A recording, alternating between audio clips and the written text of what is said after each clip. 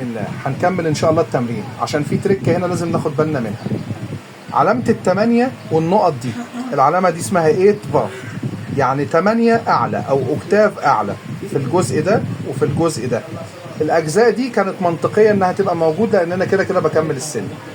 انا ابتديت السلم بتاع الدو من دول عالية اللي هي دي، وقلت اس دو ري مي فا صول لا سي دو ري مي فا صول لا سي دو. منطقي انه يحط لي هنا الايد فا لان انا كده كده بكمل في المنطقه الصوتيه دي. انما هنا هو كتب الري دي من ري العاليه اللي هي دي، بس الايد فا موجوده فوقيها. يبقى الجزء ده اللي هو اس ري مي فا صول لا سي دو ري لا فا مي ري هيبقى في المنطقه الصوتيه دي.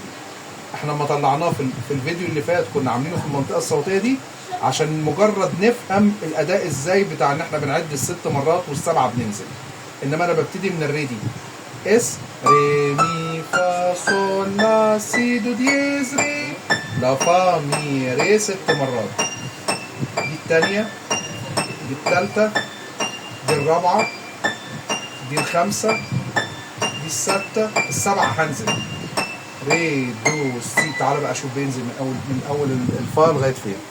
فا وعليها الايد فا، فا مي ري دو سي لا صول فا مي ري دو سي لا صول فا مي ري دو سي لا صول فا مي ري دو سي لا ري دو سي لا. بينزل من الفا دي فا مي ري دو سي لا باربعة، صول فا مي ري باربعة، دو سي لا صول باربعة، فا مي ري دو باربعة، سي لا صول فا باربعة، مي ري دو. وصل للدو بواحد، وبعدين لعب السي بتلاتة عشان يقول ري دو سي لا. يبقى فا دي نزلت من الفا دي للدو دي، فا مي ري دو سي، ببدل باربعة.